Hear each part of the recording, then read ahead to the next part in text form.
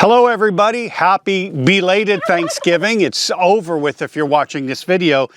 But Marvy and I and our friend Miss J wanted to just show you what we're going to be having for dinner in the desert. It's kind of difficult to do that when you only have a frying pan and a stovetop, but just in case you were curious, this is what we're going to have.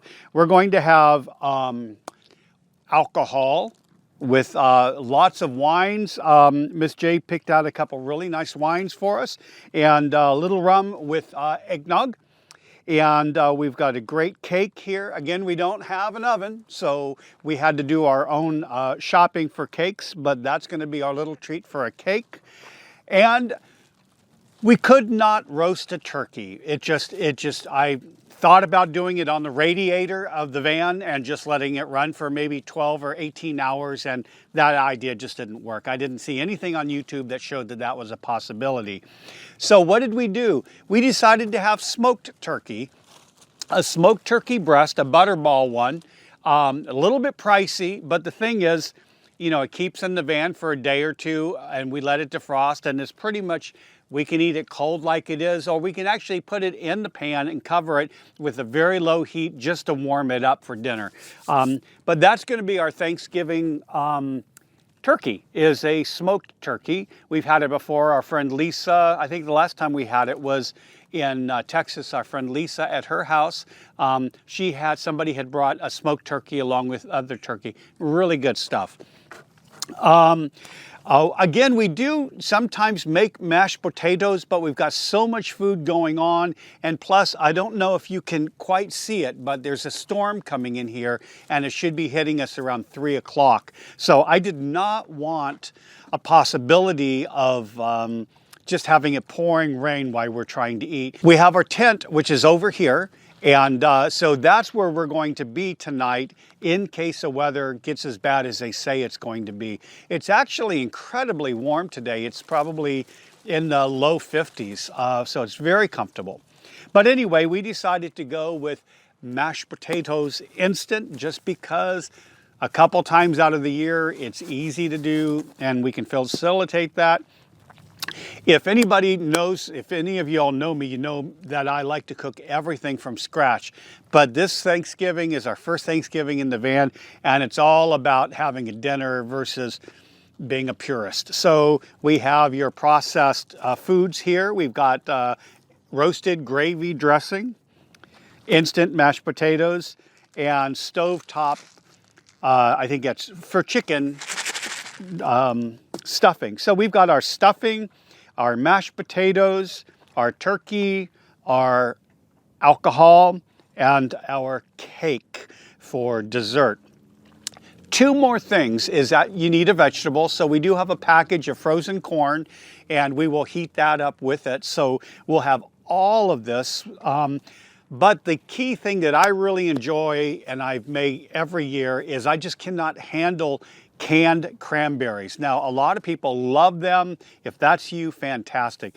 But kind of like homemade dressing, everybody has their way of making cranberries from scratch. So if you're one of those, you may know my way of doing it, or you have your own. If you have your own recipe, please write it down below in your comments, because we'd love to see and try different recipes.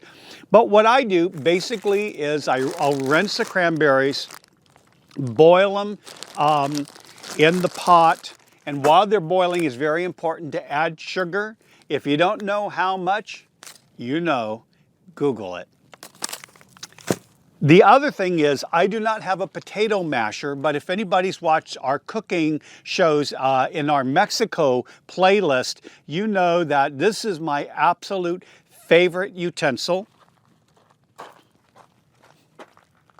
the fork. It's a heavy-duty fork. It will survive a nuclear holocaust. It's just a cat's meow. Anyway, this is my favorite utensil or appliance in the kitchen. And this is what I use to mush down the cranberries. So if you get the cranberries boiling and you add the sugar and you mash them down, just do that till it starts to thicken up. And then take it out and let it cool. The next phase, oh, and I'm sorry, and while you're doing that, sprinkle in a little bit of cinnamon, not a lot. You don't want to be able to detect spices really that pronounced. You want to be able to feel that there's a flavor, but not like, oh, this is cinnamon cranberries. No, so just a little bit of cinnamon, touch of cinnamon in there. And you get those boiling up. And then after it cools and you set it aside, what I then do is I take celery and walnuts and I dice them. Oh, wait, let me back up. I forgot. While the cranberries are cooking, you actually zest an orange. You can put some of the orange juice in there too, but realistically, I think that if you just get the oil off from the zest, and remember when you're zesting, you don't want to go down to the white. You just want to get the orange part. Probably use a whole orange and get that zest, and that oil is what you're looking for. And have that boil into the cranberries too. With a touch of cinnamon, it is great. After that cools down, you dice up some celery very finely. And you dice up or coarse chop walnuts. Now you can cut them finely too, but I'm serious. The celery really needs to be diced really finely, okay? And then you can coarse chop these or dice these finely. I like them a little bit more coarse than the celery. And the reason you don't want to add those in while it's hot is because then the celery cooks and becomes soft. The idea is you want nice, cold cranberry sauce that's been gelled. And when you eat it, you want that crunchy pop of that celery freshness along with that walnut aftertaste. So those are absolutely my favorite part of Thanksgiving is my cranberries. So right now it's not even quite 10 o'clock in the morning. It's still a little chilly, 50 something degrees, which is fine. And I'm going to go ahead and start boiling the cranberries, dice all of these things up and put that together. Maybe put it in the cooler on ice. And then from there, the turkey's ready. All we have to do then is really, I think, boil water. And that's going to be for the potatoes and then add some to the canned stuffing, heat up the gravy, heat up the corn, drink a little bit along the way, and we are ready to go. I think that storm may be coming in earlier. It's getting really black clouds over here. So I'm going to get cooking. Marvy's holding the camera, so she's not on camera right now. Miss J is busy doing what her stuff is and saying hi to all of her subscribers. Oh! Subscribers, yeah, we don't have any. No, we do. We have 200 of you, and we're really grateful for you guys subscribing. If you're watching this and you're not a subscriber, well, by golly, hit that subscribe button. And also the little bell, it'll let you know when we have videos, okay? And, oh, wait, our guest, Miss J, is coming over here. Say hi and happy Thanksgiving. Happy Thanksgiving. Bye. Hi, yay. Crazy woman. But fun. So, yeah. So anyway, once again, thanks everybody on Thanksgiving for watching us in the desert. Life is good. Life is good. And we'll see you down the road. Bye-bye.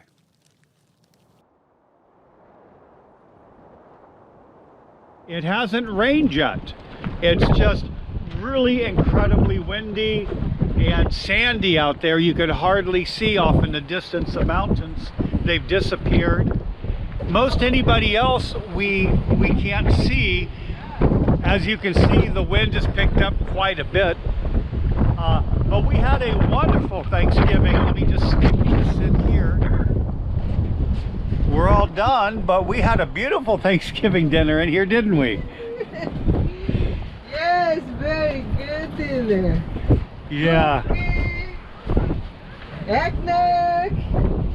Yeah, so we've had so much fun here with our friend Miss J from Miss J's Travels, and she grabbed her desserts and food in her tent or her van as the storm starts to kind of barrel down on us. Yeah, it's getting pretty bad. Like I said, the sand is, you can't see the mountains nearly as well, and the storm's coming in. So I'm gonna kind of buckle down the tent a little bit tighter, bring the food in, and we're going to climb in our tent and weather out this storm on a windy and slightly cold and eventually very wet Thanksgiving evening. So that's it. We'll see you guys down the road. Bye.